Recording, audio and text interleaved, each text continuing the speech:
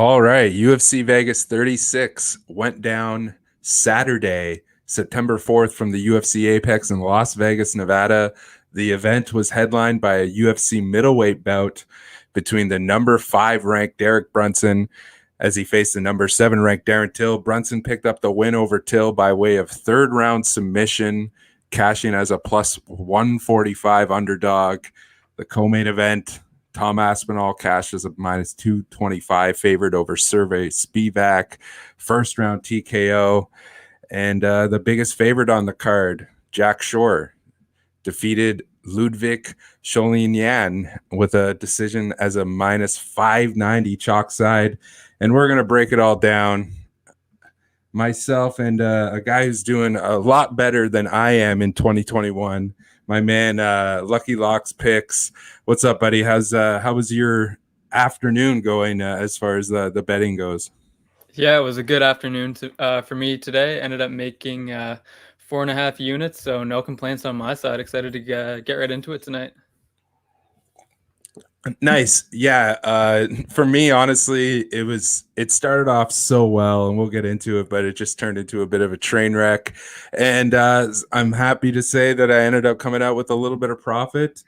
I had 5 best bets, went 3-2 in the best bets, and then put out 15 free picks. And all in all, we went 10-10. So with a unit and like a 1.2 unit profit or something like that. So it is what it is.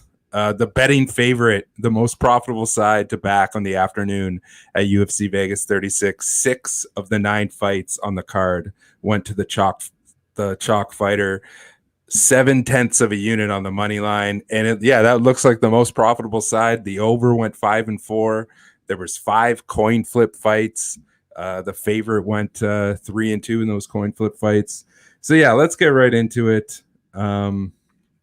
First fight of the night, Marc-André Barriault defeats Dalcha Lungiambula. This one, I don't know, pretty cut and dry for me. I had Barriault in a parlay. He looked like he was in some trouble off the hop here.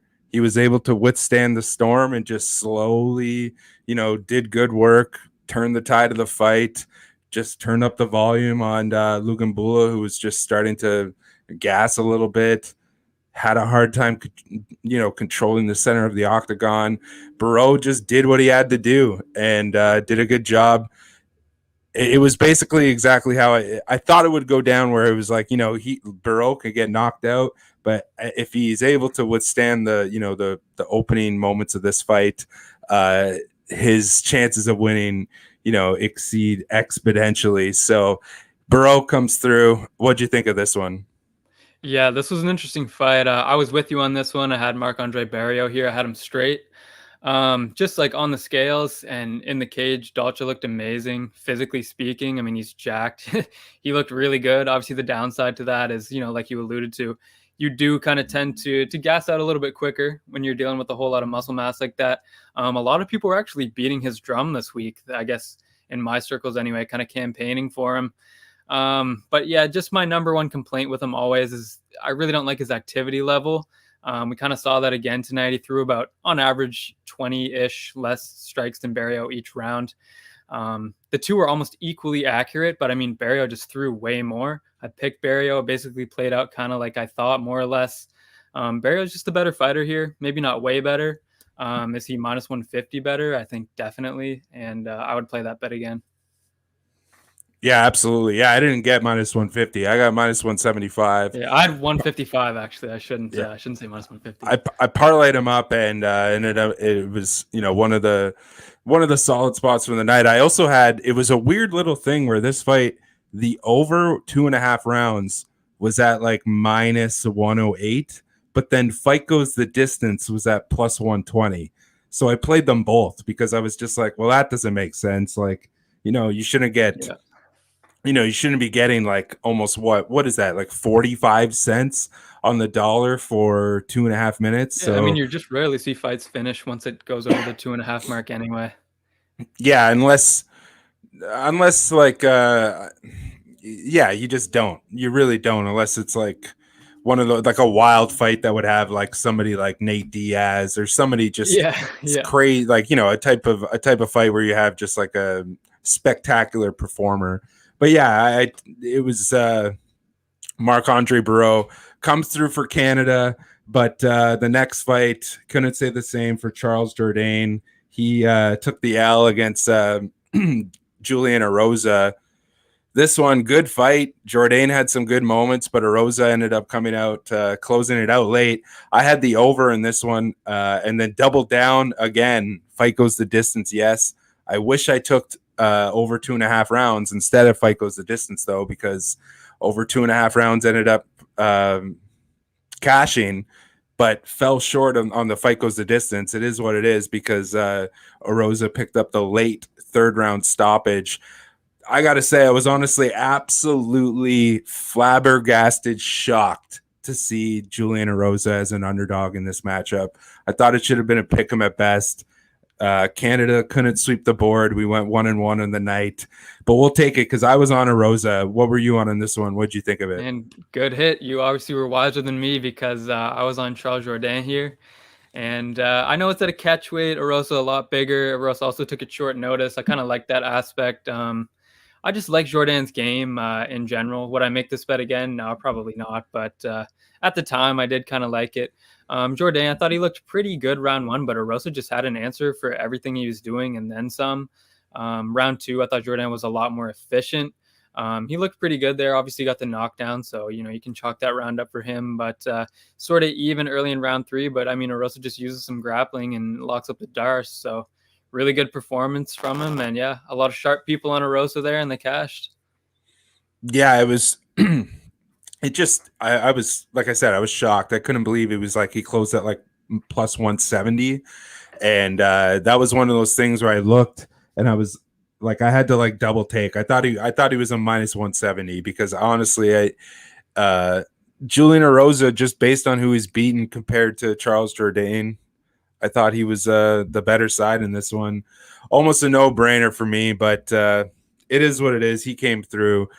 Next one, Jack Shore comes through against Liudvik Sholinian. Liudvik Sholinian, man, got to give him credit. He managed to hang out for 3 rounds against a minus 600 favorite in Jack Shore. Props to him. What did you think of this one? Did you have a bet on it? I did not. I had a bet on Jack Shore in the original matchup, but obviously once that fell through, that was voided. So I had that on a parlay with the fighter that we'll talk about later in the card, and it just turned out to a straight bet on that fighter. But yeah, I had no action on this new one. I felt very confident that Jack Shore was going to get it done, but I mean, I don't know. Just the price tag was really turned me off, so I didn't end up touching it. Obviously, I mean, pretty easy win for Jack Shore, all in all. Liudvik, like you said, got to give him credit. Didn't get finished. I know a lot of people probably got burned on Jack Shore inside the distance tonight. I just had a feeling that it was just going to play out like he was going to dominate him like he did and just somehow not be able to find it.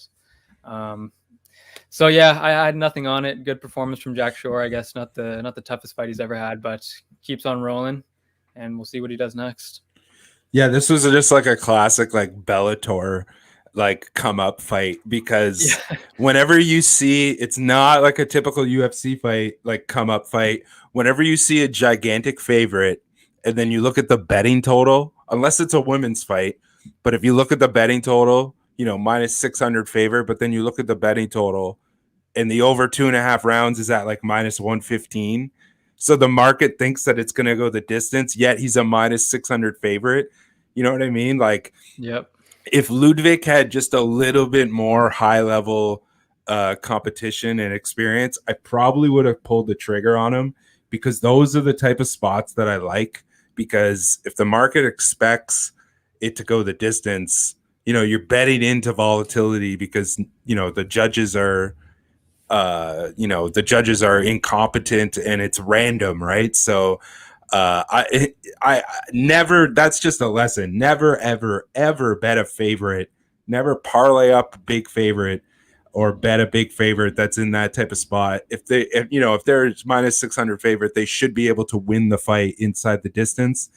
And the market should expect them to win inside the distance, unless it's like, you know, maybe Shevchenko, but we've seen her as well even finish girls inside the distance when the market has expected it to go over. So it's just one of those typical spots where I'm just like, I got to completely steer clear.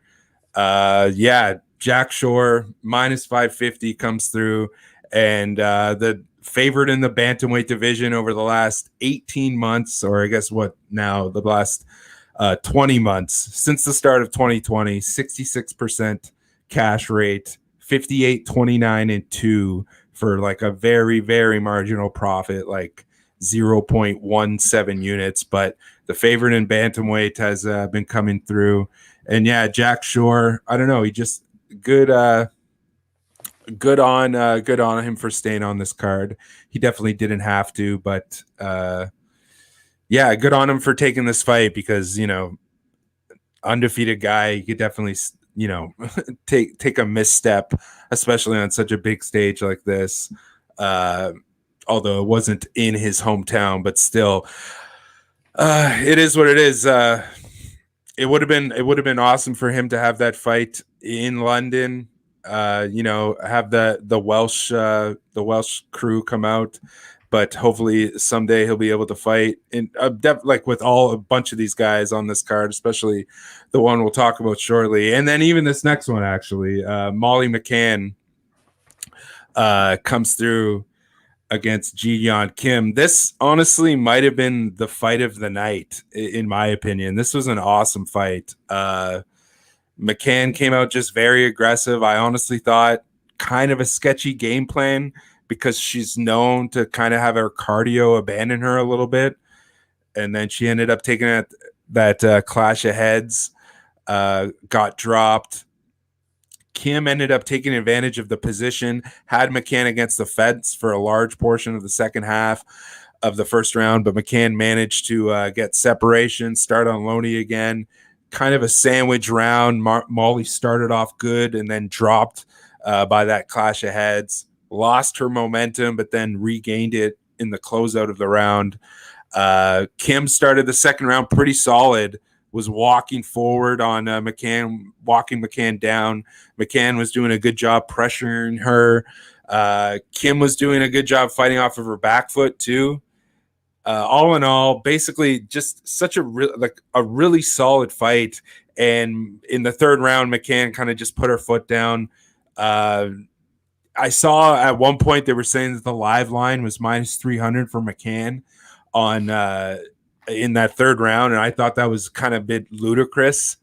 I thought the fight was up for grabs in the third round.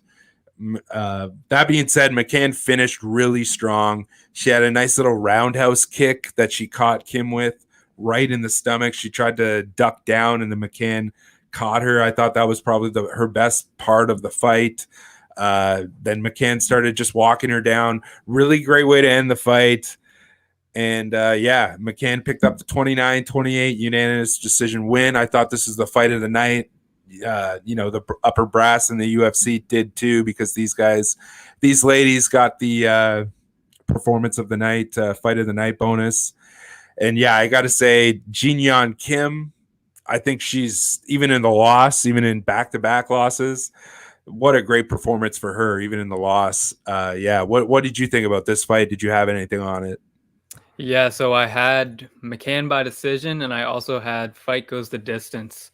You did a pretty good job breaking this one down, so I don't really have too much to add. I was just kind of thinking about this fight, like if it does go the distance, which I feel like it probably will, I'd rather just be holding that underdog Molly McCann ticket. I know she's going to fight for my money. Pretty close fight, like you said. I thought the minus 300 live line on McCann was pretty crazy. I mean, I thought it was much closer than obviously the books thought. I thought Kim was clearly technically the better striker, but Molly's just so gritty, in your face.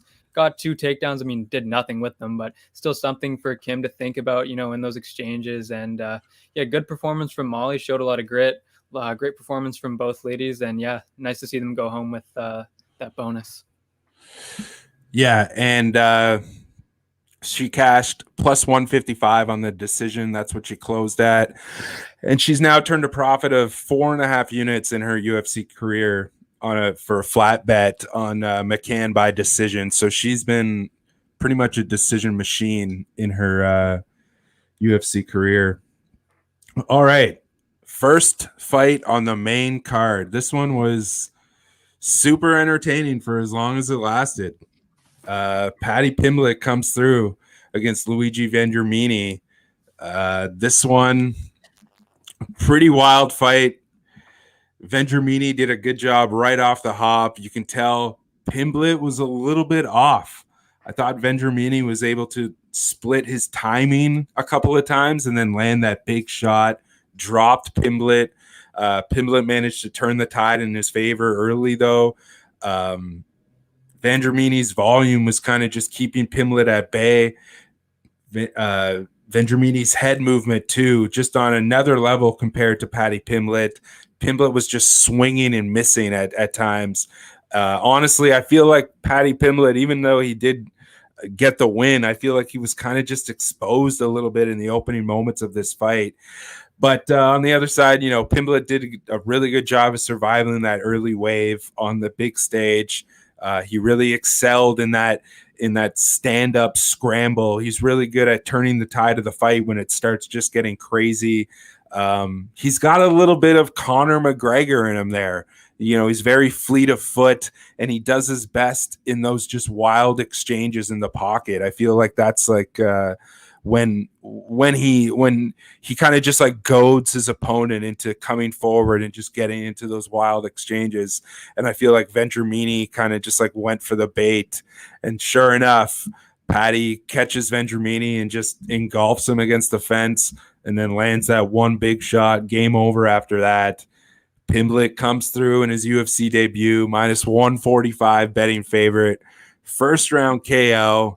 I was fading him here. I was on Luigi, but I also had the under, so I ended up just a small little loss on this one. So Paddy Pimblett now 8-2 since coming back to Cage Warriors in 2016.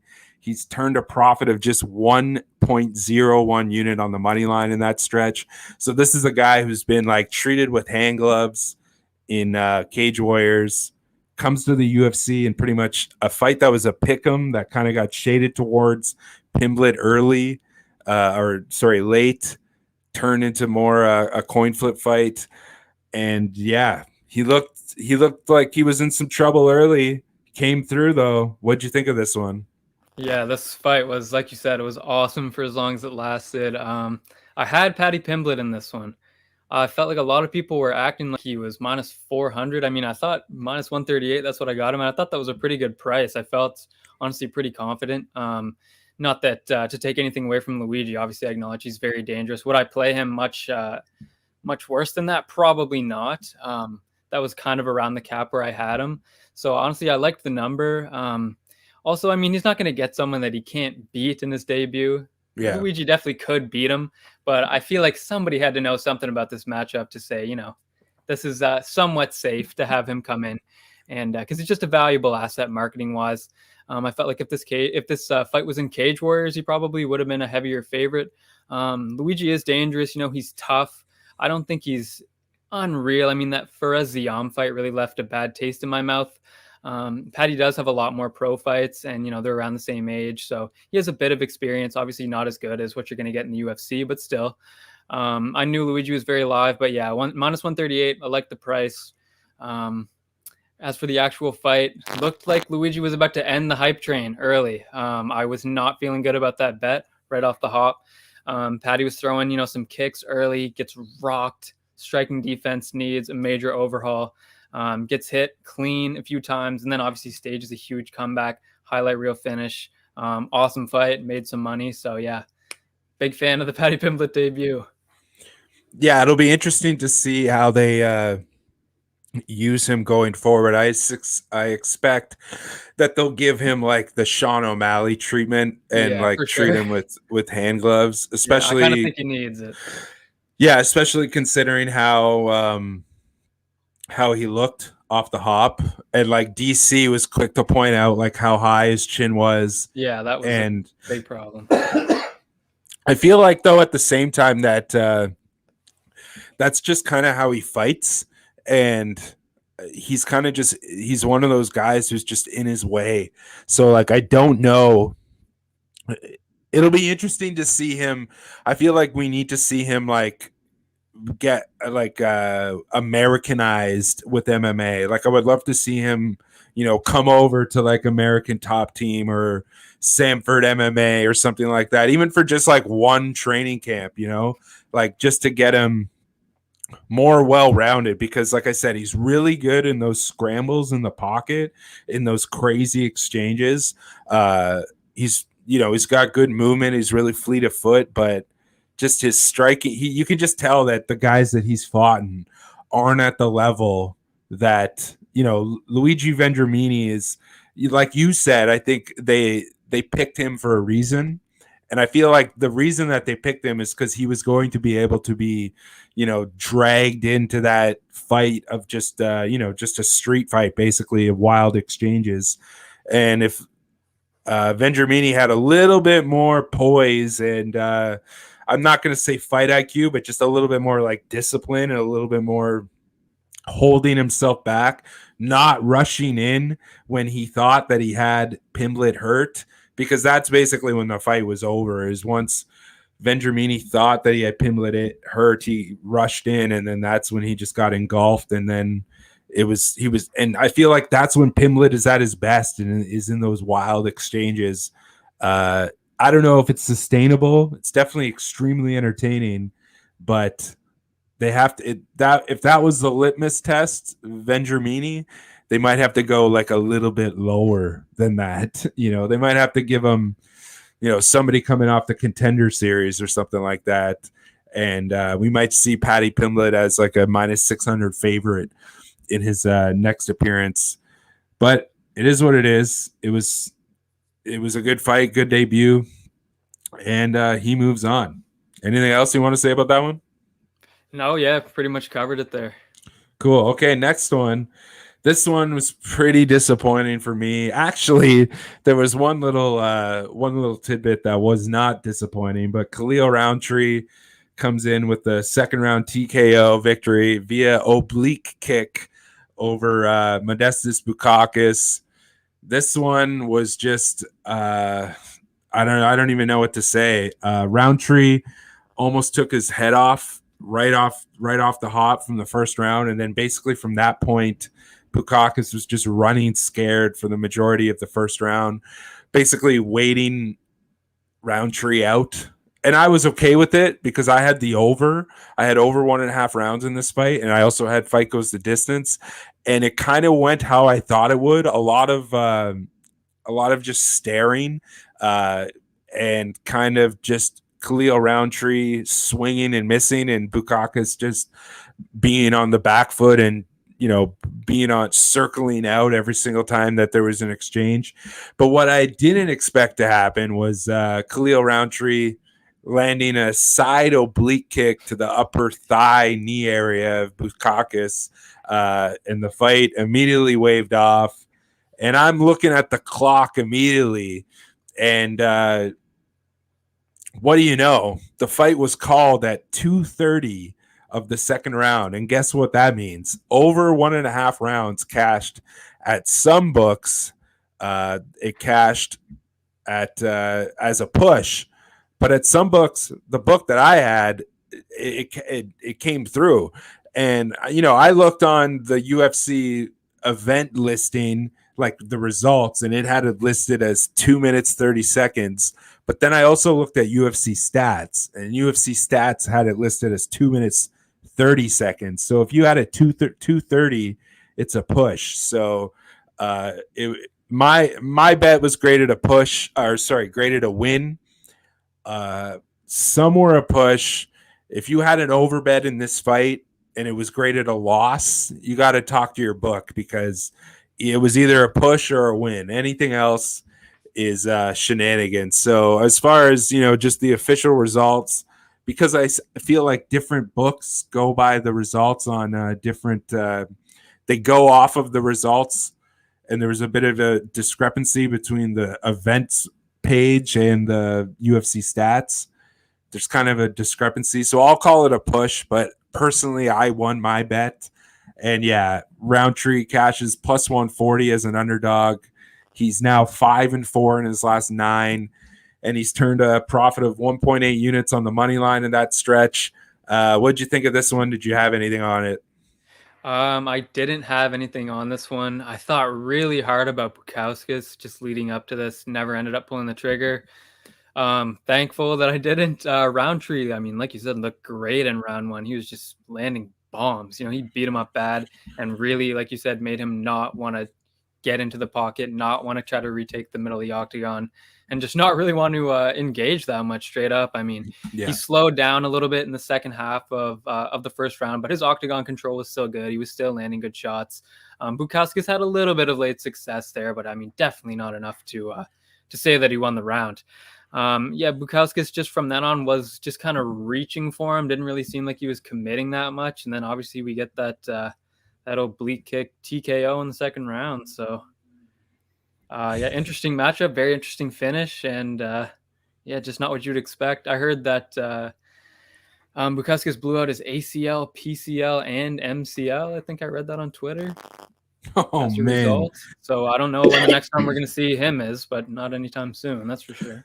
Hey, and I'll be honest, and I definitely don't like seeing this, but it's the harsh reality of it.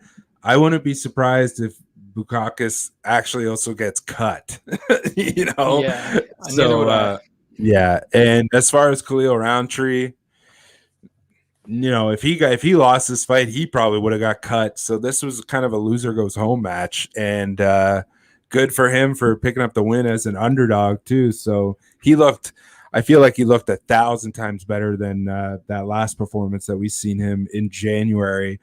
Way, way, way better. And his striking, he's a frustrating dude because like even just as a fan of his or an observer of his in the UFC, he seems like he knows what to do. He's one of those guys that's probably just like an ultra technician wizard in the gym, but once he doesn't perform once he's out there.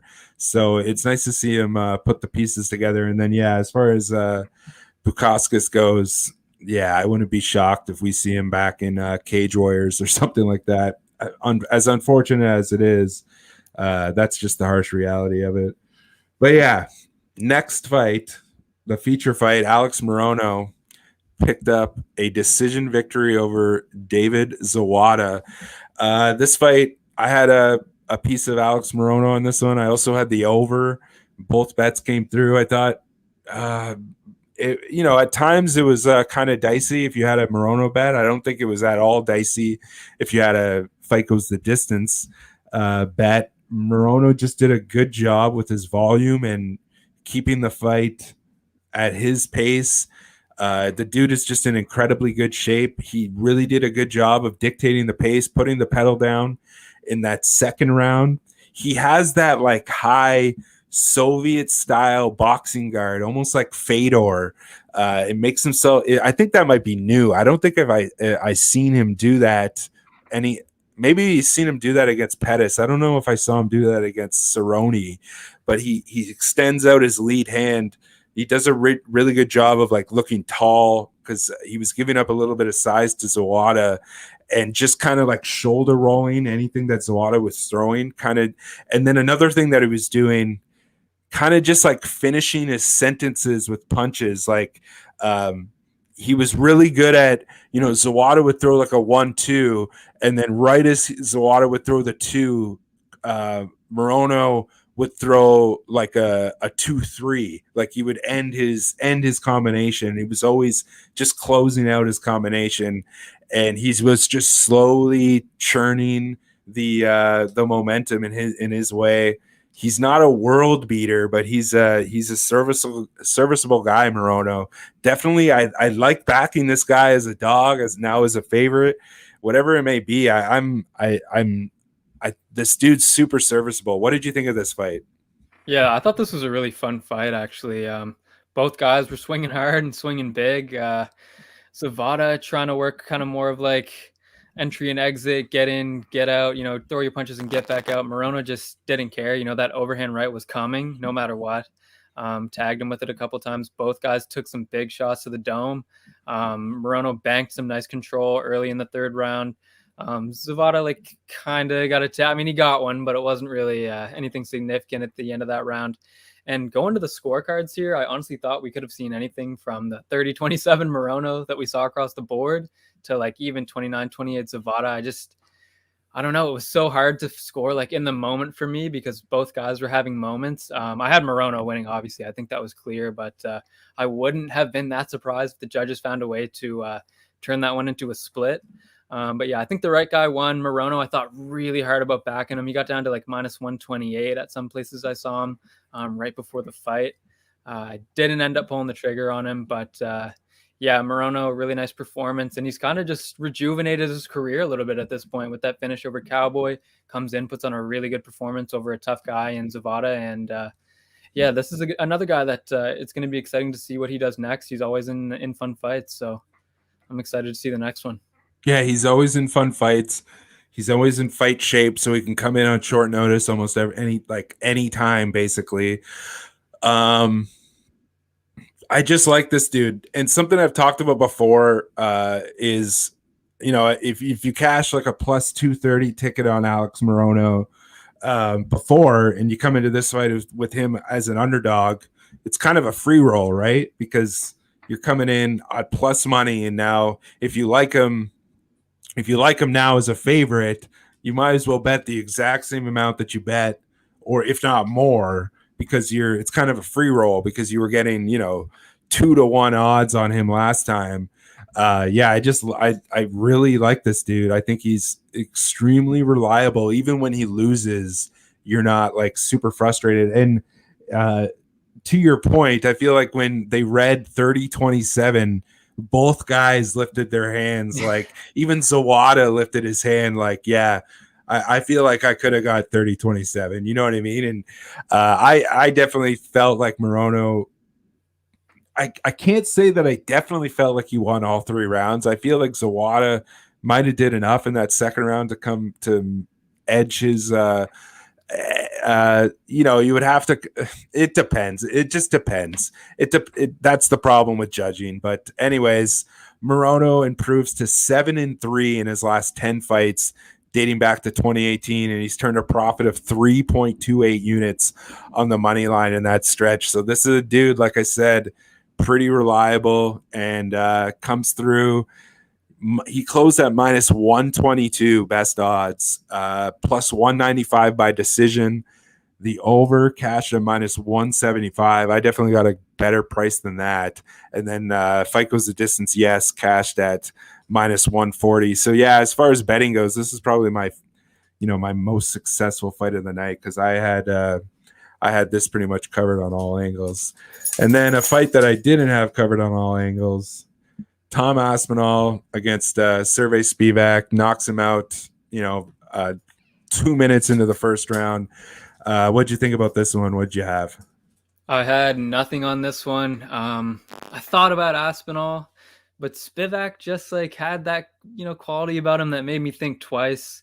I was playing the what if game too much, and at the price that Aspinall was, obviously the heaviest favorite on the main card, ended up, justifying it. But going into the fight, I didn't love it. I did think Aspinall was going to win, and I think at the end of the day, Aspinall is just better than Spivak is. Spivak is good. He does possess all, that wrestling upside, that ground control that everyone talks about, but I just feel like Aspinall's a better fighter. He controlled the fight, did what he wanted, led the dance, whatever you want to call it, stuffed the takedown, and just a great elbow to initiate that finishing sequence. Really great win for him on the card with a bunch of his UK brethren tonight. And this is a guy that I think is a part of that kind of new breed of heavyweights where they are light on their feet. They're a little bit more mobile than you would typically see. They're a little bit more technically skilled. Obviously, he has that jiu-jitsu. He's a good striker. Pure wrestling, obviously, he's not top tier, but he has a little bit of that as well. And Aspinall's a really exciting prospect at heavyweight right now, and definitely a guy that I think a lot of other people have their eye on.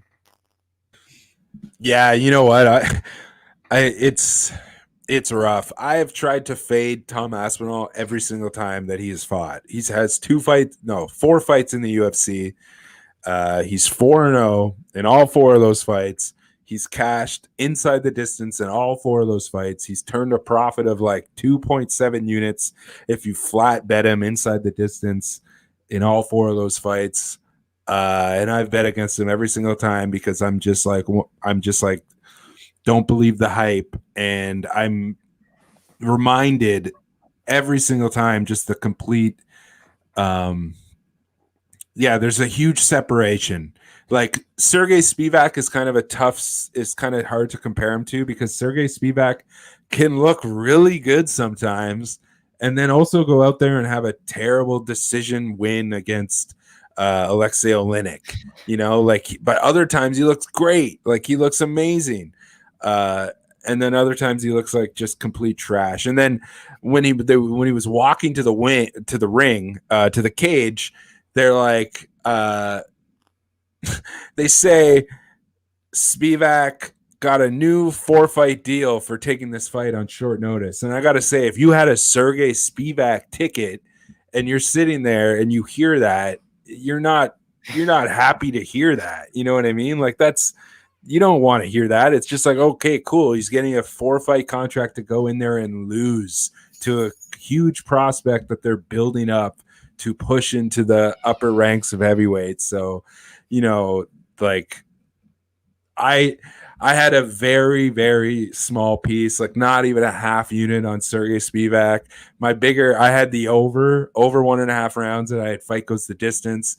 And yeah, I just got to stop. I got to stop either betting on Tom Aspinall fights altogether or jump on the Tom Aspinall train. And he called out Blagnoy Ivanov, and that's just like what a ridiculous call out. That's probably the most ridiculous call out I've ever heard. Like that's the most obscure call out ever. Like who calls out That's probably the first time he's ever been called out. Oh, it definitely is. And that's one of those fights. I'm saying it right now. Everybody who watches this from now until he ends up fighting this guy, I am betting Tom Aspinall in that fight. I am not betting Blagnoy Ivanov. I am not doing it, okay? Because Aspinall is going to be what? Like a minus, I don't know.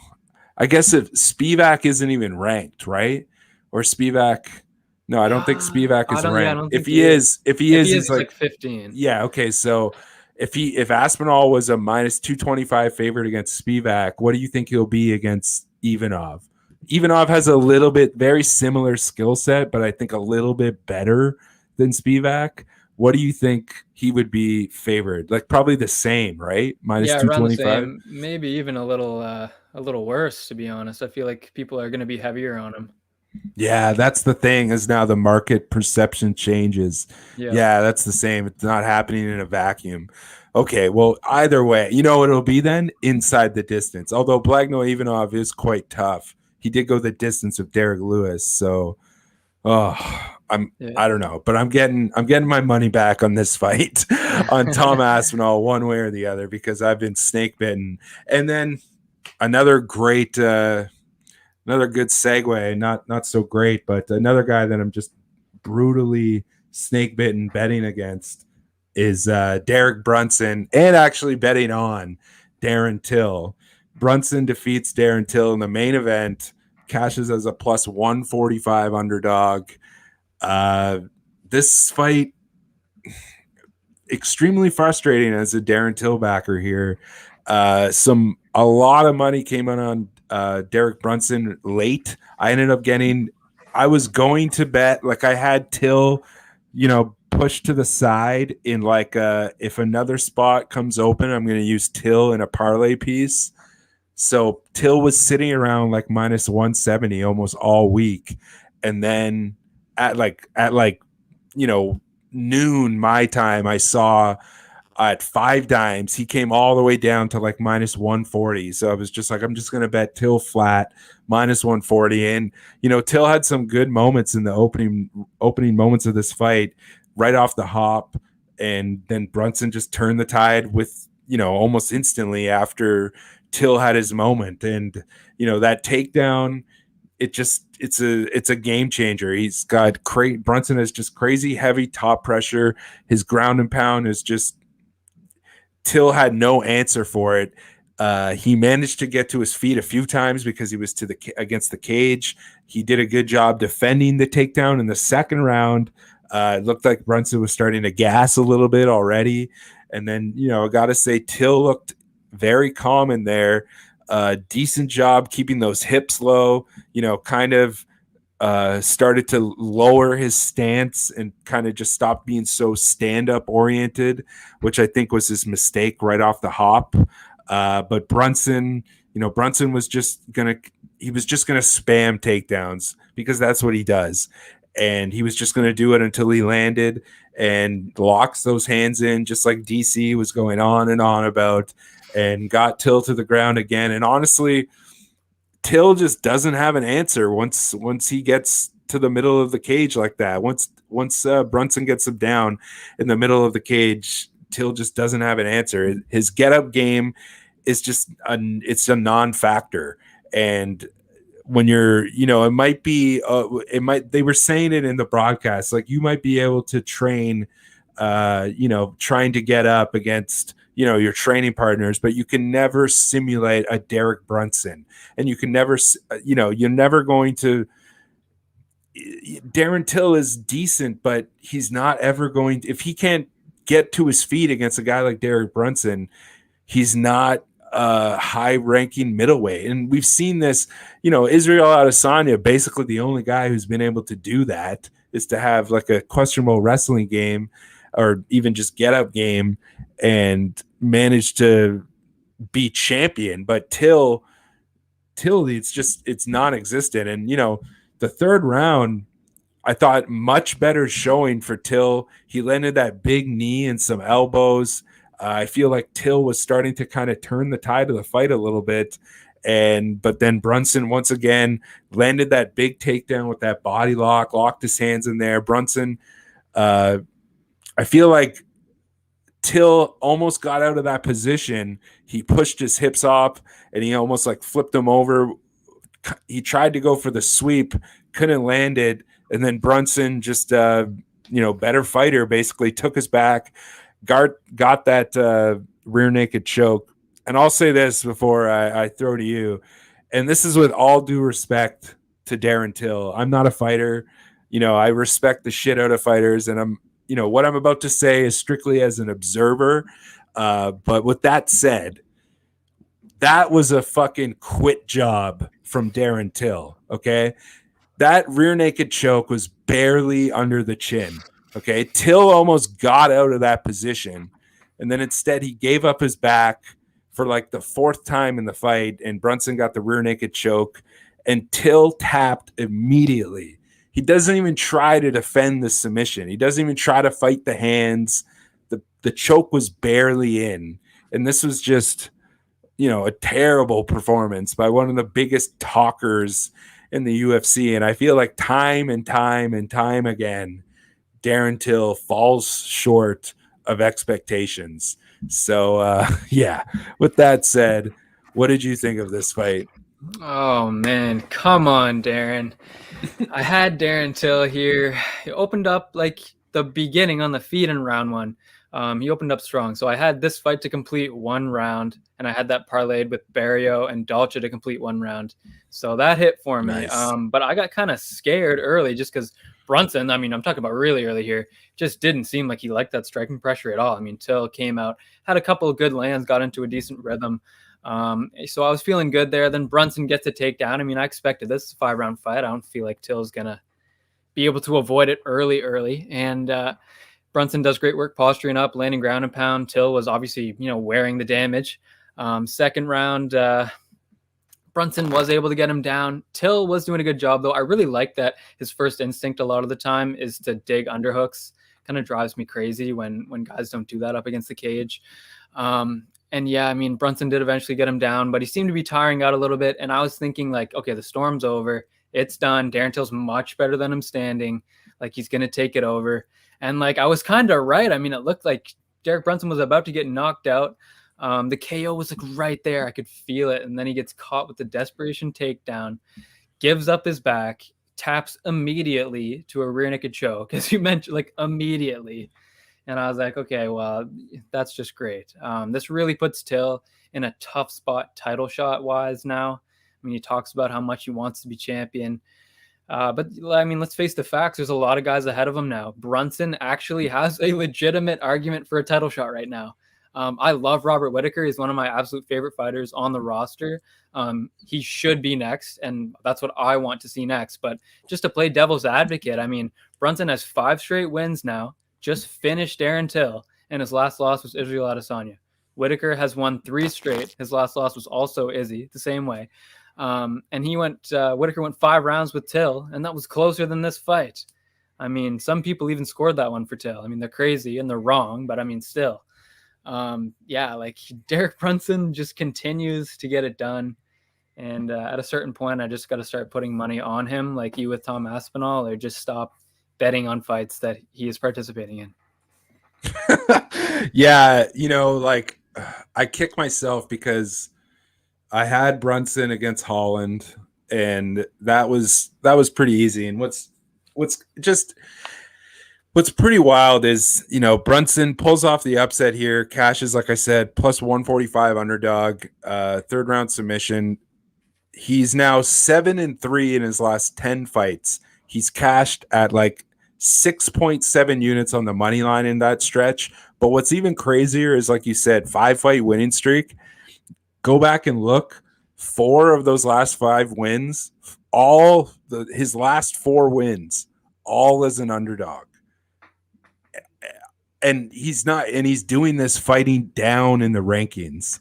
You know what I mean? And it's just like the UFC just keeps trying to throw him this spot to fail, and he just keeps better and getting better and better.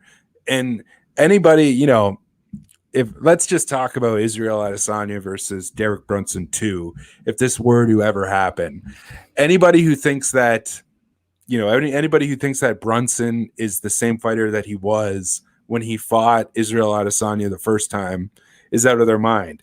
With that said, anybody who thinks that Israel Adesanya is the same fighter that he was when he fought Derek Brunson is also out of their mind. Adesanya showed that he is a really, like I was saying earlier,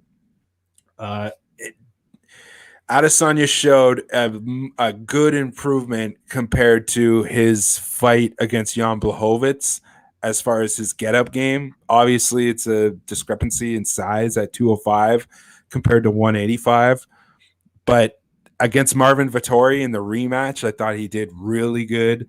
But that was also because Vettori was just fighting a dumb fight and just pushing him against the cage and not doing what Brunson did tonight. And what Brunson was doing with that body lock and then flipping him into the middle of the cage, like, man, oh man, that's a game changer. And I feel like I don't want to say that because I always zig when I should have zagged when with Israel Adesanya, but I feel like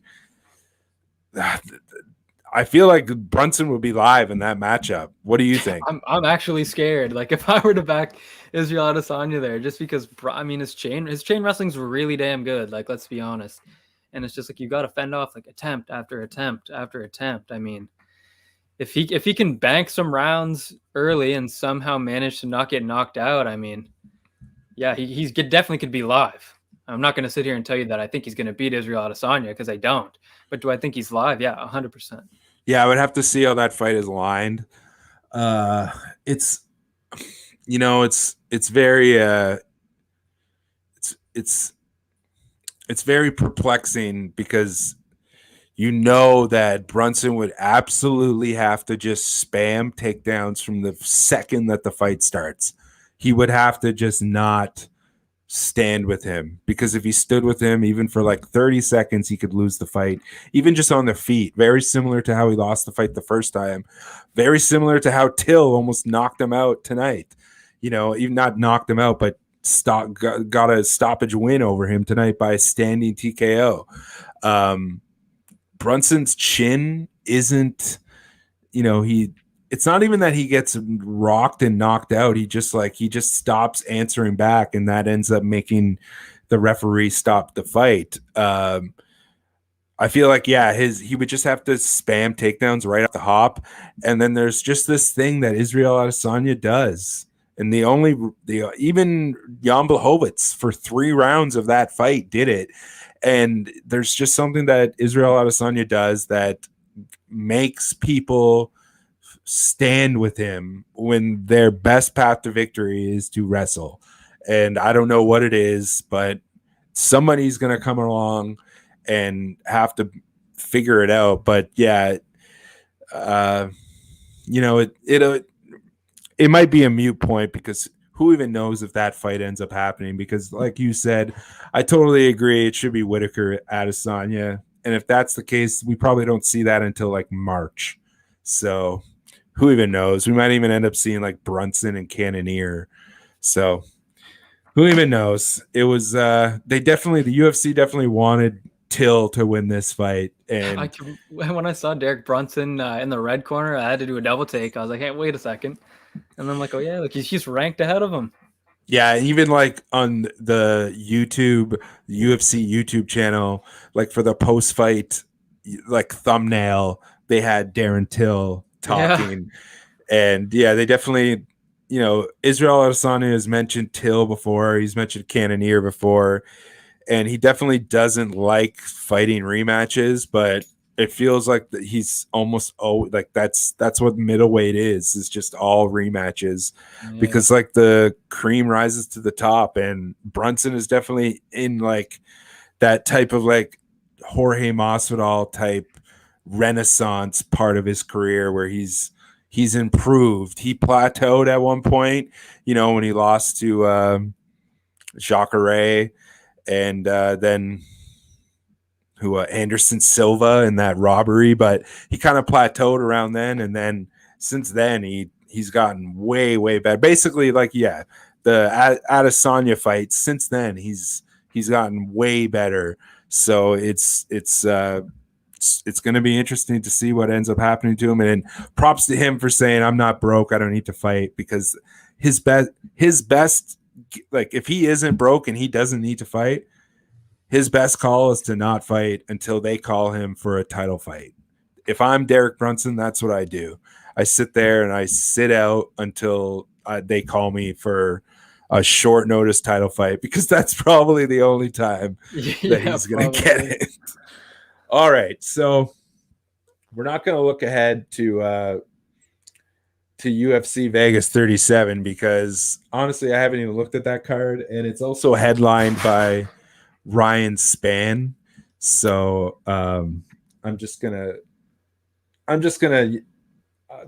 the fight of that night, right, is Yoel Romero against Phil Davis. Yes, sir. So we'll get to that one, and then the look ahead.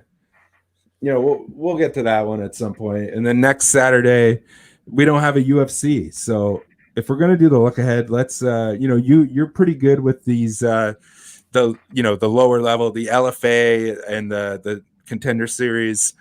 You got your finger on the pulse with these guys better than I do. So you help me out with this. We got Contender Series week 2, the 5th season. Week 1 was awesome. Historical week. We saw 5 contracts with 4 fights.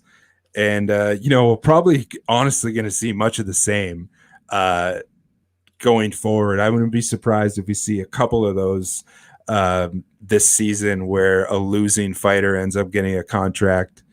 But yeah, let's get right into it. 5 fights on the card this week. Darren Weeks against Josh Quinlan. This one, 5-0 versus 5-0. Weeks is the -105 betting favorite. Quinlan, best odds right now, about like +130. Similar measurables. I think Quinlan's slightly taller, but they have like the same reach. Yeah, same reach. You look at Quinlan, 3 wins in the LFA since his 2020 debut, and then Weeks just 1 win in the LFA this year. Like I said, both guys 5-0. Like I said, you probably know more about these guys than I do. What do you think about this one? Yeah, this is an interesting matchup where Quinlan actually opened up as the favorite. A lot of people really like him, and Weeks has kind of shifted to the favorite now. You can actually, he's at -160, I think, on Bet Online at the moment. And he's one of these guys that came up on the IMMAF circuit, amateur wise, and these kids from that scene are really good. Ben Bennett, who we just saw in LFA last time, was fighting Elmar Umarov. Everybody loves Umarov too, kind of up and coming prospects. And Bennett has like a ton of fights on this amateur IMMAF scene. And he comes in and gets a second round TKO. He looks really good. And Ben Bennett, who actually fought Darian Weeks when they were amateurs, and Ben Bennett actually beat him there. But yeah, both these guys, Weeks and Quinlan, are built extremely physically strong. Quinlan amateur career was also no joke. I mean, he was undefeated amateur and pro. Still has yet to lose. I think Weeks was like 15-4 as an amateur or something like that. But a lot of tough fights. And Quinlan just didn't have that high level amateur experience before coming to the pros. I mean, neither of these guys have fought anyone who is really that good yet. And as an amateur, I mean, Quinlan was pretty much fighting cans, and Weeks was fighting pretty good competition. Now, I will say Ryder Newman, I wouldn't really say on the amateur scene, he's a can. Obviously, we know who he is, but still, I mean, Darian Weeks, I just think is more complete. I think he's a better MMA fighter at this point in his career. They're both still young. Weeks is a little bit younger, I believe, I want to say. Quinlan throws everything like 100 miles an hour. I just think Weeks is going to show him something a little different than he's used to. So I haven't done like a deep dive on this yet, but my lean just out the gate is going to be Darian Weeks here. Yeah, it's interesting. Yeah, I agree with you. I think Weeks is probably the better fighter, but albeit both these guys, little experience apart from their amateur and five fights apiece. I feel like Quinlan, that the 3 fights in the LFA definitely helps him in comparison to Weeks. It's a close fight. I think it likely goes the distance. Like if I'm forcing myself to bet on every fight, because it's probably what's going to happen with these Contender Series fights, considering that there's no fights on Saturday. Force me to make a play on this one. I think this fight goes the distance. I said to you last week, I think it was off camera, I said to you last week that I feel like almost every fight doesn't go the distance, that almost every fight ends inside the distance. And I was actually wrong. I went back and looked. Last year, about 56% of fights ended inside the distance, but the fight goes the distance no prop was even more profitable at like 9 units at 44% rate. So even at 56% on the inside the distance to win by stoppage, there's still more value on a lot of these fights going the distance. So, again, I just feel like this is a close fight. I might have to just side with wherever the plus money is on this one. I got to wait and see where the market goes. All right, next one. Mario Sosa, middleweight bout. Mario Sosa against Chidi Njokuani. So Sosa comes in -110 betting favorite. He opened as like a -170, and the steam has come in now on Chidi Njokuani, the former Bellator mainstay. Souza, 24 years old. Njokuani, 34. Souza an inch shorter in height and about the same in reach. Njokuani, 6'3", 80-inch reach. Souza already had a Dana White Contender Series appearance last year, picked up a decision victory in that fight as an underdog. Didn't get the contract, but he's back here against the veteran Njokuani. You look at Njokuani, 5-3 in his last 8, going back to his Bellator days. Had a long layoff between stints in Bellator and then came back with a win in the LFA about a year ago. 5 of his last 8 fights have gone the distance. The guy has a tendency to get gassed early in fights, though. The fights get away from him at times, too. I think he's tough. He's a tough out, but I think he's also in. I think he's might be in over his head, and I don't agree with the line movement here. What do you think about this fight? Yeah, I agree with you. So to do a non-technical breakdown here, I mean, let's think about it. Who does Dana want? And Yeah. Njokuani is he's what you said, he was 34. Yeah. Yeah, okay. I have seen like 32, 33, so we'll say he's 34. So we got this 34-year-old bouncing around Bellator. You know, I was just an LFA fighting Christian Torres, I want to say. That's like, I mean, that guy's like 15-10 or whatever coming into that fight. Or here's option B for Dana. 26-year-old Mario Sousa, 12-1, just got a win on Contender Series last year. Not the most convincing win ever, but he got it done. So Dana's going to give him a second chance here. Sousa's a great striker. So is Njokuani. You know, they both have good kickboxing. They're both big guys. Sousa's going to have that youth advantage. I believe he's going to have that grappling advantage on the mat. Chidi obviously has some great names on his resume that he's fought. Andrei Koreshkov, John Salter, Rafael Carvalho, actually beat Alan Jourdain back in 2011, beat Max Griffin in 2015. But Mario Sousa is really coming into his own. I don't think that Chidi is better now than he was in his heyday a few years ago. And I just expect Sousa to have improved. So like I said, haven't done like a deep dive yet, but definitely kind of thought the line should be more around where it opened as opposed to where it was now. I was actually looking at this line before we came on the show, and like minus 110 on Betway, I think. I don't know. That's worth a look for sure. Yeah. Even if you're not super high on Mario Sousa, I think that's a good look. Yeah. I don't know what people are seeing. I don't know what people are seeing because what, this guy was on Bellator and now he's fighting a step down in competition. Like, Sousa is a very skilled dude and like probably the better fighter in this matchup. I think, like you said, Njokuani definitely, you know, the chances that he's regressed are a lot higher, you know, as opposed to, especially with the long layoff. And I think he fought in that LFA fight. He won the fight rather quickly. I think it was like early in the second round. Yeah, but second round. This is definitely like a squash spot. They want Mario Sousa here. Oh yeah, big and time. Then they're like, where can we get, you know, a guy that we wouldn't be?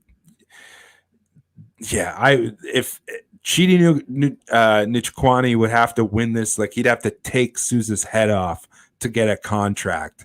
You know, if he wins this fight, even if he wins this fight by like a guillotine or something, like they're not giving him a contract. They're not touching this guy with a 10-foot pole.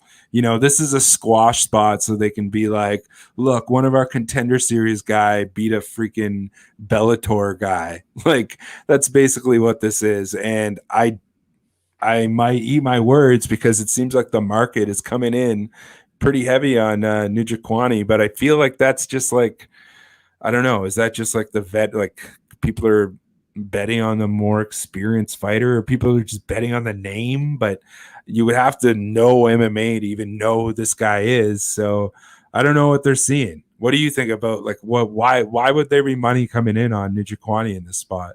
Well, I mean, I think it a lot to do with just the resume that he's fought. I mean, if you're just going to wiki cap this fight and you go and look at Njokuani's page, I mean, Andrei Koreshkov, John Salter, I mean, he's not winning these fights, but go back a little further, beat Max Griffin, go back a little further, beat Alan Jourdain. So I feel like people are kind of expecting him to be a fighter that he was when he was in his mid-20s, because you're looking at these results from back then, and that's just not the case. And I mean, Mario Sousa is going to be a tough test, man. I mean, Sousa's definitely not proven, so I feel like that plays into it a bit. I mean, he doesn't have that big name on his resume, but I don't know, man. 12-1 coming in here, coming into his prime. I think this is, and I mean, yeah, like Dana doesn't want some guy that bounced around Bellator and picked up a bunch of losses to, you know, some of their better guys being in the UFC. I mean, I don't think he wants to give any validation or legitimacy to these rival organizations. I really feel like Sousa is the guy that they want to be in the UFC, and that doesn't always,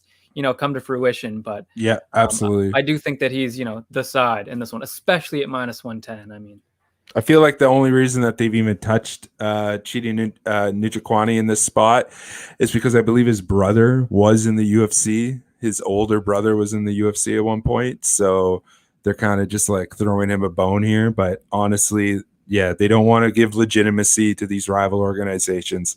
You're exactly right. But what they do want to do is they want to have their Contender Series fighters that are 10 years younger than them bury them. And I'm going to bet on the side of where the UFC is looking here. And I think Mario Sousa, in my opinion, might be my favorite play on this card. Yeah. Next fight. This one doesn't even have odds yet. Very short notice fight. Simon Oliveira taking on Jose Alde. I don't know anything about this fight. Do you? I don't see any odds for it. Tapology doesn't even have it listed on the card yet, but it's happening. I just don't have any odds. I don't really know much about these two fighters. One of the, of the 5 fights, this is the one I kind of did the least kind of digging on. Do you have any reads on this one? I not really anything big because obviously, like you said, there's no odds. I haven't looked into it that much. I can tell you, like, from what I know, Jose Alde is like decent. I mean, he spends a lot of time on Combache. He beat, I believe, John Castaneda back in the day. I think he has a win. He split two outings against Gustavo Lopez. I think he won a split decision the first time, and I'm pretty sure he got finished in the next one. So I mean, he's decent. And then on the other side, Oliveira, I actually watched some tape on him not that long ago when I was capping for this one of the LFA Brazil events, because he had fought Ari Farias a little while ago, who I had money on. He got knocked out, dropped like a dead fish, like a couple seconds into the fight. But yeah, I mean, he has some good experience. He's a lot of experience on just a variety of different regional promotions. And he's coming in here with a really good record. That fight against Farias was on ACB.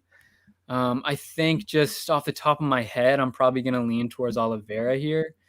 He's an aggressive fighter. I mean, he has a lot of skills standing, and he has some skills on the ground as well. So that's probably where I would lean here. But I mean, I don't really have a good grip on this one at this point. Where do you think this fight will be lined? Because Alde is coming in on like 6 days notice? Yeah, I think that Oliveira is going to be a moderate favorite here, I would say. Yeah, I feel like if there's any I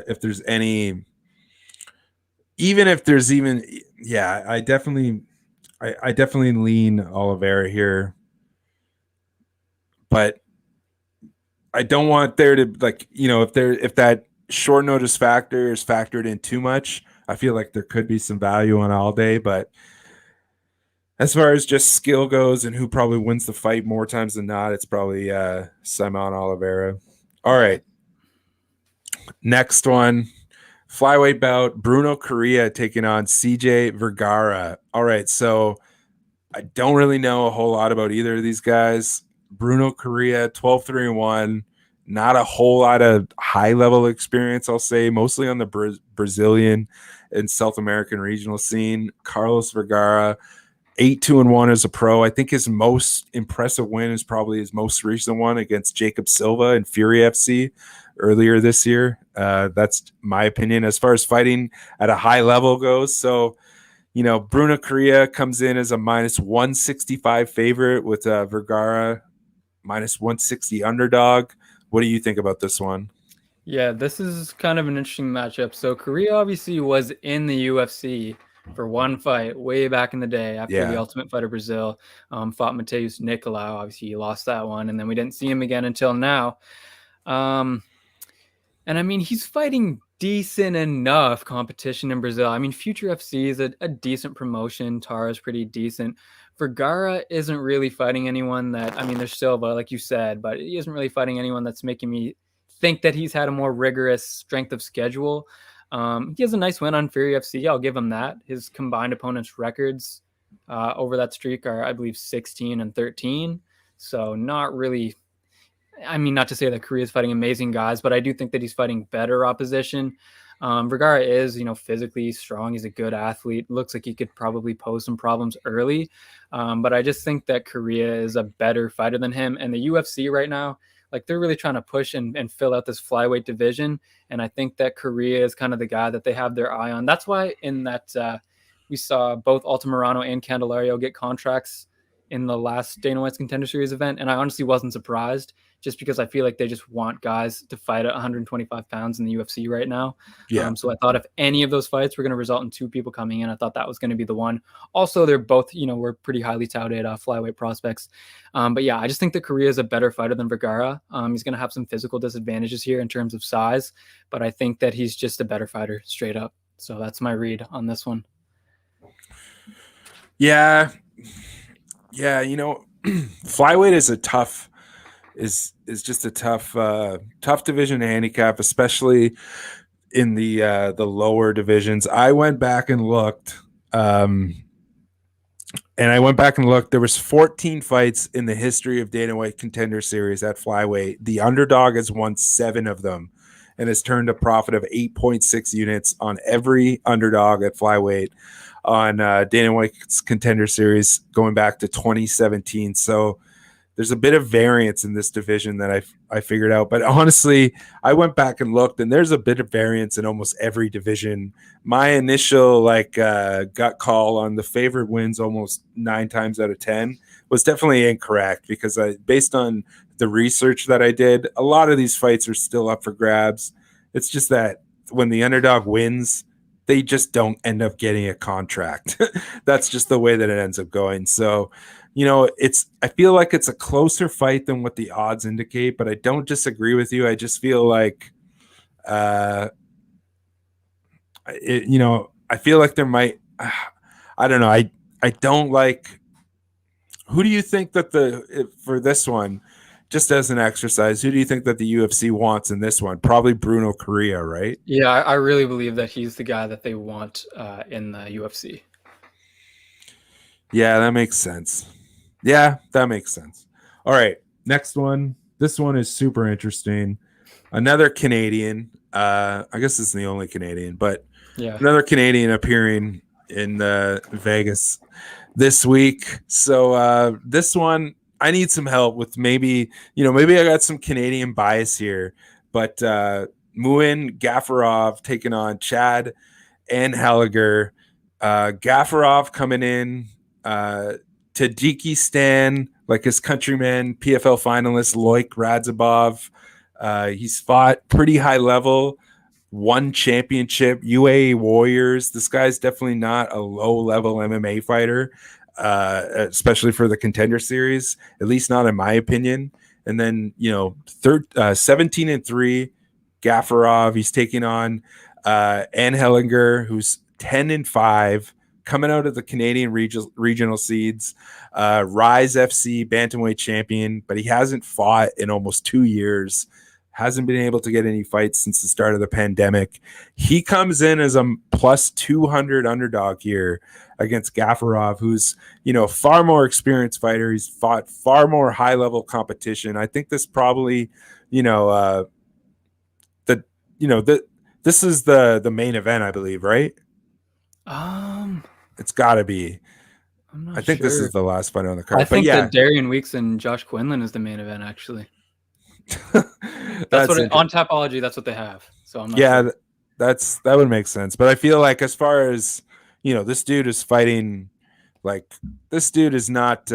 He's a well-known fighter in different parts of the world. So it's an interesting fight. What do you think about this one? So this is the fight that I have done the most research on, and I made a play on this one. I have 5 units on my guy Muin Gafarov here, and I'll start with Anheliger. I'm going to give him his due. So he comes in 10-5. He has won 8 straight currently.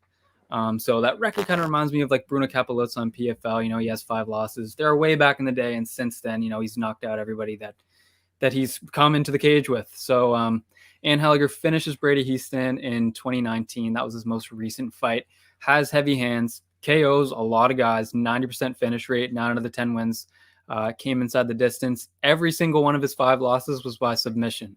So I don't want to write him off because he's explosive. He's a good athlete. He has some skills too.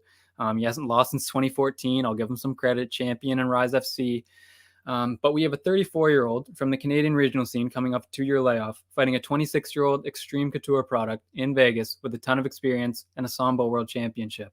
I think that this is a really dangerous fight for Anheliger since he struggled with grappling in the past. And to talk about Gafarov, 17-3, Extreme Couture, like I mentioned, bit of a size advantage here. Moved to 145 pounds to fight Leandro Issa, scored a round 1 knockout, just absolutely smoked him with an overhand right in 1FC. Then fights John Lineker at 145, goes the distance, and then has another featherweight bout on UAE Warriors, which he won. So he's back at 135 pounds here. was already supposed to be in the UFC, actually. He was scheduled to fight Movsar Evloev back in the day. I feel like, relatively speaking, this is a way easier entry into the UFC for him. He also had a scrap fight with Movlid Haybulayev on PFL. He's had fights on ACB, 1FC, UAE Warriors, like we said. He was 3-3-1 and 14-0 outside of the promotion. And that's stiff competition that he's fighting in one. There's a massive gap in competition between him and Hellinger in this spot. He won a hard 3 rounds with John Lineker.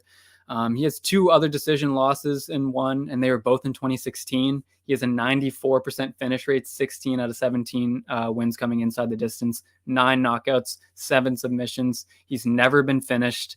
And Hellinger is a KO guy primarily. He has a pretty good chin. I mean, if you watch that Lineker fight, he got tagged good a couple times and was able to stay up. He's a former Sambo world champion. In the Lineker loss, he was able to hit a nice double on him to open the second round, ended up in a somewhat tight guillotine, got out, worked top position for about a minute and a half. And I just doubt that Hellinger is going to provide that same resistance in this one. So I actually really like Gafurov here. I got 5 units on him at -225. Yeah, that's interesting. You know, the only thing I'll say here is like that fight that Gafurov had against John Lineker in 2019. I feel like that fight kind of laid out a blueprint of how to beat this guy. You got to keep the pressure on and kind of keep him on his toes, kind of just mentally exhaust him. We know, like you said, Gafurov kind of a smaller featherweight, right? And then he moved up to featherweight, so he's kind of at a disadvantage at featherweight, cutting down to 135 in this fight where he's going to be with a guy his size. I feel like Hellinger is smaller than him. So he's got a bit of a size advantage, I think, in this matchup. But honestly, I don't know. I haven't taken like the full scope of this, but don't you feel like, I mean, you've already made the bet, so I can't do the talk you off thing now, but you know how we just talked about Bellator, right? Like how could be a squash spot with Njokuani. I just feel like, I don't know. I just feel like there's a chance here that there could be like a misstep. I don't know. I'm not as confident in him as you are. I've seen that some money has come in on the other side here. I don't know. I definitely will not bet the other side. I don't like that price on Gafurov. I definitely think he wins this fight more times than not, but I also feel like there's a slightly good chance that this fight goes the distance. What do you think about that? I think there's definitely a chance, but I see Gafurov coming in here with a 94% finish rate and then Hellinger with a 90% finish rate. I feel like if I had to pick a method, I think that Gafurov is probably going to submit him. That would be probably my... Fight goes the distance, no, is at -170. So it would definitely be the contrarian play to think that this one goes the distance. Yeah, gun to my head. You asked me who wins this fight. I think obviously Gafurov gets it done. 6.5, 7 times out of 10, maybe.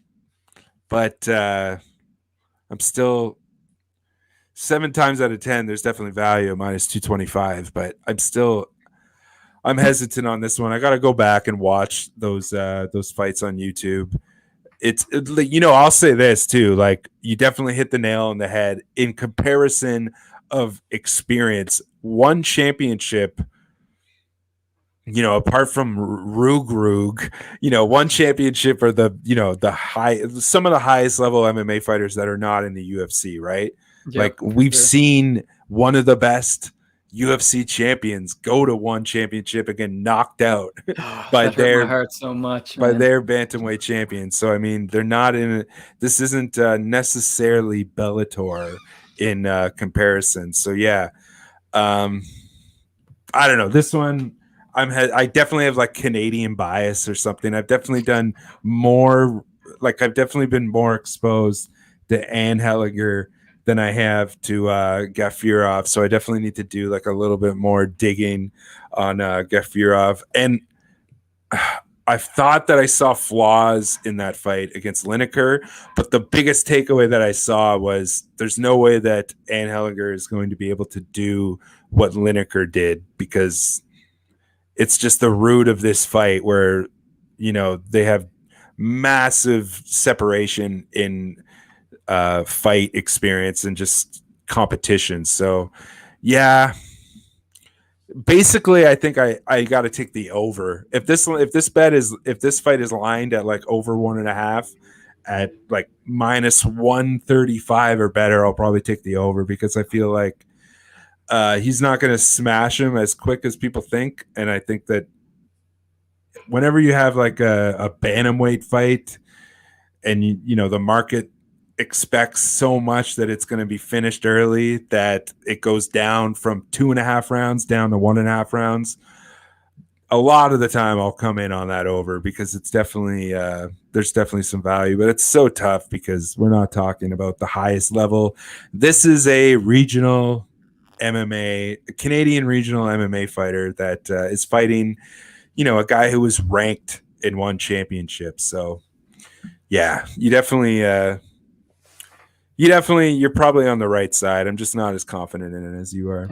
Fair enough. And Hellinger definitely has a chance. I mean, when I was doing the tape on him, it definitely scared me a little bit, just the power that he has. Like, he looks like a really good athlete as well. I just don't think that he's going to be able to offer a ton of resistance in the grappling department. Yeah, that's true too, because we've seen we saw say with Loic Radzhabov, right, against Alex Martinez in that second fight. Martinez looked good in the first fight, but once Loic Radzhabov was able to sharpen that grappling in the second fight, and I know that these dudes don't train with each other anymore, but they did used to train with each other, kind of similar style, like Sambo. Yeah, it's hard to bet against these dudes, basically, especially, like I said, a low-level regional Canadian fighter who is definitely really good, but I definitely do not think he's UFC level whatsoever. But he probably has a slight chance. It would definitely be a miracle if he pulled this off. So yeah, you're probably on the right side with Gefurov. All right, so like I said, no UFC next week. So I guess the next time that we'll do this will be 2 weeks from now on the 18th. And I guess we'll talk about both UFC Vegas 37 and Bellator 266 with that Phil Davis, Yoel Romero. Fingers crossed that fight actually happens. Yes. And Romero doesn't get removed for whatever is ailing him. But before we get to that, there is one other thing that I wanted to talk to you about. Next Saturday, there is a full-on freak show going on. Triller Fight Club. It was supposed to be Vitor Belfort taking on Oscar De La Hoya in a boxing match. And Oscar De La Hoya now has COVID. So who is stepping in but the relic known as Evander Holyfield? And honestly, I really don't care much about this fight. It's kind of just a sideshow. But the co-main event is Anderson Silva against Tito Ortiz in a boxing match. And Anderson Silva was like a minus 225 favorite. And then he was a minus 400 favorite. And now he's like a minus 1,000 favorite. Do you have any thoughts on this freak show that is happening on Saturday? I actually think Anderson Silva is going to just completely dominate the fight, to be completely honest with you. I really like Silva. Obviously, I don't like minus 1,000. I'm not going to even come close to betting that. But if I was able to get that at minus 225, I'd probably put a pretty significant wager on it. I think Silva's going to be the better boxer for sure. Yeah, and there hasn't like many extended odds. I've seen that the fight goes the distance no is favored, so market's expecting there to be a finish. And then in that main event, I'm seeing now that Evander Holyfield is favored against Vitor Belfort. and I'm pretty sure that Holyfield is like almost 60 years old. He's 58, I believe. Why is Holyfield favored? I've seen like multiple people say that they think that Holyfield wins this fight. What do you think? I disagree with those people. I'm not betting on anybody that's 58 years old on a short notice boxing like I'm just not going to do that. I actually might bet Vitor Belfort. Yeah, I actually might close this after we finish. I actually might go put a bet on him right this second. Vitor Belfort fought professionally like 26 months ago. Like, right? Like Vitor Belfort is probably still in like the USADA drug testing pool. Like he's not retired.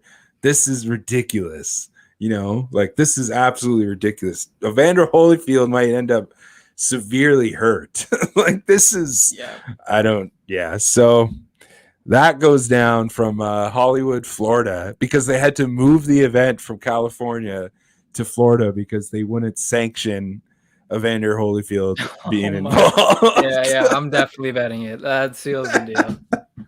Money is going down on Vitor Belfort tonight. Yeah, so that'll be a freak show, and I'm not gonna touch that YouTube wise. I'm gonna enjoy it and just take a nice Saturday off. Yes, sir. And have some drinks. Yeah, and not be involved in the freak show, but if I can find a betting angle, I might do a video on it. But that's it basically. We did, almost an hour and a half here. So yeah, cool. Thanks everybody for watching. Definitely follow Lucky Locks Picks on Twitter. Give him a follow, like and subscribe the video, the channel, CombatOdds.ca. Hit up all the free picks and best bets, Combat Odds HQ on Twitter. And so we'll be back next Saturday. I don't even know when that UFC is going on, but I know that the Bellator is definitely going on. Yeah, probably 18th, I want to say the day is. Yeah, I just mean like the time. So we'll probably be on the traditional, like probably like midnight or something like that. So yeah, tune in. Thanks for watching. And do you have any parting words or anything that's coming up in the look ahead? Not too much. Looking forward to some contender series, and we'll see what other crazy stuff we can fill the void with next weekend. There's football on Saturday, maybe. There's also BKFC and there's ACA as well next weekend. So and there's also Octagon. Yeah, the Polish one. I can't touch that one because I just know absolutely nothing. KSW, actually bet on KSW and picked up a win today, but Octagon I can't do. I know nothing about that one. Octagon, they do like events in like tennis stadiums. Like the production level in Octagon, even if you don't bet it, if you just like watching fights, they do like full sold out events in tennis stadiums in the Czech Republic. So that's pretty cool. And I love just watching, like today was glorious, especially because I'm going to watch Glory and KSW, catch the whole card as soon as I'm done here. So today was an awesome day. And we'll be back September 18th. And there's also some Ryzen that night as well. So we got plenty of stuff. Yeah, we got plenty of stuff. So thanks a lot for myself and Lucky Locks Picks. Thanks for tuning in. We will talk to you later.